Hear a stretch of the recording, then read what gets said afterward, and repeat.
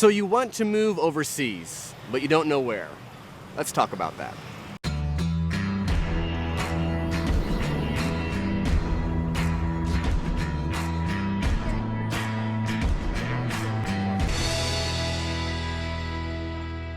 Hello, my name is Dan, and this is my channel, Mindful Missionary. I am an evangelist living and preaching the gospel abroad in the country of Sierra Leone.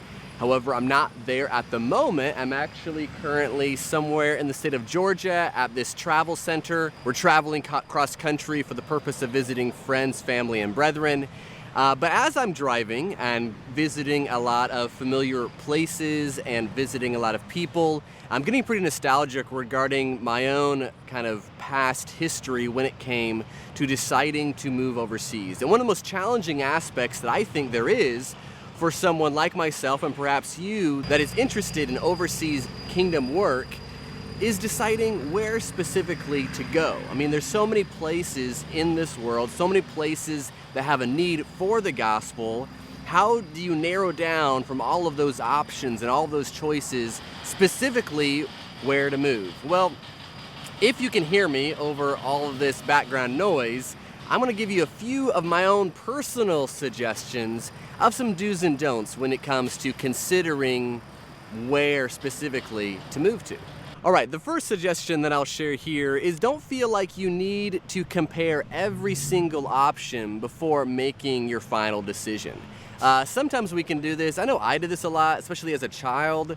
Whenever my parents would bring us to a shoe store or a shoe department within a store to buy new shoes, like we would always do once a year, I would have to try on every single pair of shoes before I would feel confident that I was purchasing the right one. And the same thing with either birthday or Christmas. Sometimes my dad would take us into the toy department and pick out one toy and he kind of give us a price range. And I felt like I would have to look at and almost like make a mental spreadsheet in my head of every single option before making the final choice. And that's something that I did as a child, but as I grew up, I realized that's a pretty miserable way of making decisions regarding most things. I mean, if there's only 2 or 3 options, then I think it makes sense for us to consider those 2 or 3 options thoroughly before making a decision. But when it comes to choices where there is hundreds or even thousands of different options, we can't do that. I mean, we don't do that when it comes to who to marry. It's not like we say to ourselves, all right, I have to examine and appraise every single woman on this planet before making my final decision. We don't do that regarding what schools or colleges to go to or what jobs to accept, or I have to look at every single job out there or every single degree I have to. No, like we realize that we can't live life that way. We can't make our decisions that way. The same thing with the mission field. All right, so we can't feel like we need to somehow find the place that is the best place or the most eager or receptive place. I think we just kind of have to find a place that we feel like is a good choice for us and not be limited and paralyzed in thinking about, well, is there a better place? Or is there another place out there that's even better than this? I think we just have to find something that'll work for us, a place that has a need, and there's a lot of places that do have a need, and then go with that. The next thing I think makes sense to consider is, do you have any capabilities or qualities that would be best suited for a certain destination or a certain area? And so, for example, with Sonia and I, a couple of things that we considered is that number one, my wife was fluent in Spanish. She grew up in a Mexican household, and so that was something that was worth considering when we were considering destinations to move to. But even more so than that, and the thing that kind of moved us more towards Sierra Leone, is that both my wife and I agreed that we were willing, and in fact we felt well suited to live in an environment that didn't have all of the comforts and conveniences and lifestyle standards that we grew up with. And so when it came to living without constant or frequent electricity or indoor plumbing or ACs and things like that, we felt like that would be hard, that would be challenging, but we felt like we could do that. And so that helped us limit, maybe other options and choices, and kind of made us feel more comfortable regarding considering options that fit those capabilities and qualities that we had. Now, the one thing I'll share about this point is that this consideration is not the end-all be-all. I always feel like need would always outweigh fit. And so if there's a great need, even if we don't feel best suited to reach that need, I still feel like we would heavily consider that and should heavily consider that. The Lord's grace will make up for a lot of that, but I still feel like it's worth it to consider where is a place that we are suited for in all these considerations. Something to think about. Another point that I think is kind of related to the previous point I just made is that I think when we consider destinations and where we could move to, I think we should feel compelled to go to places where others may not go or cannot go.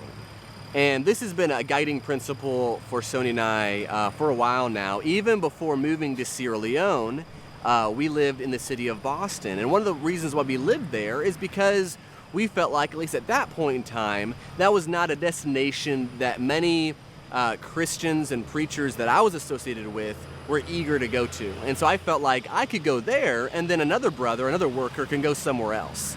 And so that is true even in Sierra Leone, where we felt like we don't know of anyone else who is willing to move there because of some challenges of the lifestyle and how far away that is and some other aspects of all of that. And so we felt more compelled to go there because we didn't have very much confidence that if we didn't go, someone else would. So that's another thing to consider. If you're kind of comparing 2 or 3 options, maybe you should ask yourself, which one of these 2 or 3 destinations would be less likely of a place where someone else would go, and then choose to go to that place. And perhaps the Lord will work through someone else to go to those other places.